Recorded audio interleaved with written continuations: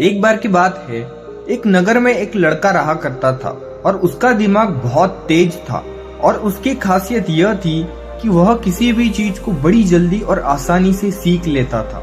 जहां अन्य लोगों को किसी काम को सीखने में महीने या वर्ष लगते थे, वहीं पर इस लड़के को उसी काम को सीखने में कुछ दिन लगते थे। उसकी प्रतिष्ठा दूर दूर तक फैली गई थी और कहा जाने लगा था कि उस व्यक्ति के जितना बुद्धिमान कोई नहीं है। वह व्यक्ति अपनी प्रसिद्धि को और बढ़ाने के लिए तरह तरह के काम सीख रहा था।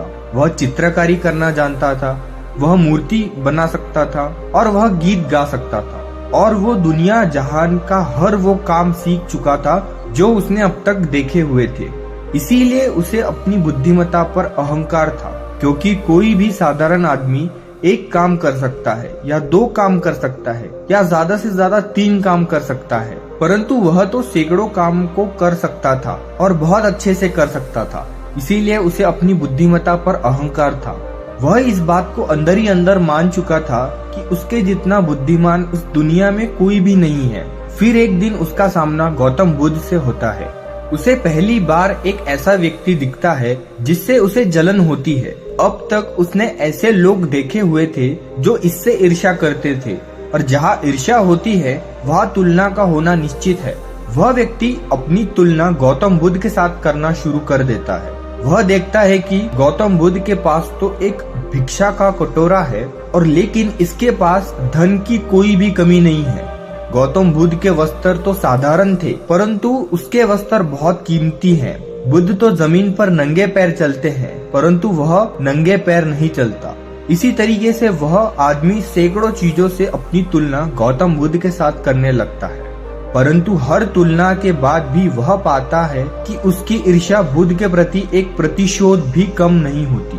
वह व्यक्ति मन ही मन सोचता है कि इस भिक्षु से अपनी तुलना क्यों कर रहा हूँ, जबकि मेरा जीवन इससे 100 गुना बेहतर है। लोग भी गौतम बुद्ध का सामना कर रहे हैं। आखिर इसके भीतर ऐसा क्या है जो मुझ में नहीं है और जिसका कारण मेरे भीतर इसकी प्रति ईर्ष्या है।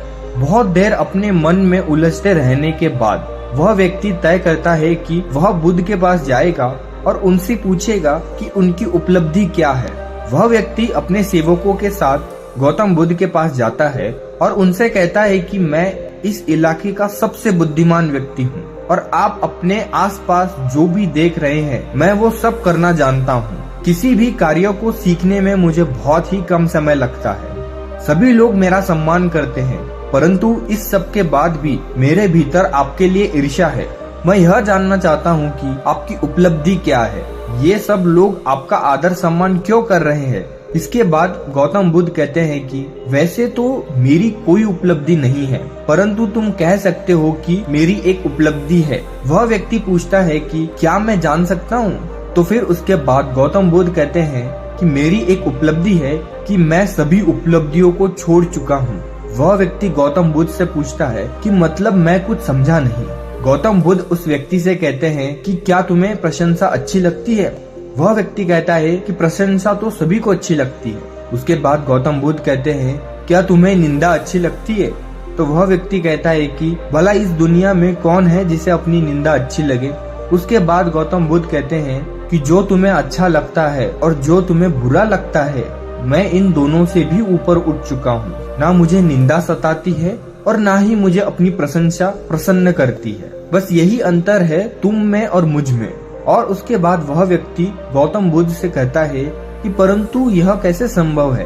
गौतम बुद्ध मुस्कुराते हैं और उस व्यक्ति से कहते हैं कि तुमने सैकड़ों काम सीख लिए, लेकिन एक सबसे जरूरी काम को तुम सीखना भूल गए। वह व्यक्ति गौतम बुद्ध से पूछता है कौन सा काम। गौतम बुद्ध कहते हैं कि अपने मन को नियंत्रित करना। क्या तुम्हें आता है। बुद्ध की वह बात सुनकर वह व्यक्ति समझ जाता है कि ईर्ष्या का यही कारण था। उसके बाद गौतम बुद्ध कहते हैं कि जिस व्यक्ति ने सारा जग को जीत लिया लेकिन अपने मन को नहीं जीता, उसने कुछ भी नहीं जीता। और जिसने अपने मन को जीता परंतु अपना सब कुछ गवा दिया, फिर भी उसने सब कुछ जीत लिया। क्योंकि वास्तव में बुद्धिमान वही है जो अपने मन का शासक है, वो नहीं जो मन का गुलाम है। गौतम बुद्ध के इन शब्दों को सुन उस व्यक्ति का अहंकार टूट जाता है और वह व्यक्ति बुद्ध से कहता है कि क्या आप मुझे अपने मन को जीतना सिखा सकते हैं। गौतम बुद्ध कहते हैं कि अवश्य सिखाएंगे, परंतु मैं तुम्हारी सभी उपलब्धियां छीन लूंगा। फिर उसके बाद वह व्यक्ति गौतम बुद्ध से कहता है कि मैं तैयार हूँ। उस दिन से वह व्यक्ति ध्यान करना शुरू कर देता है, क्योंकि ध्यान ही वह तरीका है जिससे आप अपने मन को अपने वश में कर सकते हैं। इसीलिए जीवन में बुद्धिमान व्यक्ति वही है जो अपने मन का शासक है, वो नहीं जो अपने मन का गुलाम है। अगर आप मन को नियंत्रित करना चाहते हैं तो आप रोज ध्यान करना शुरू करें।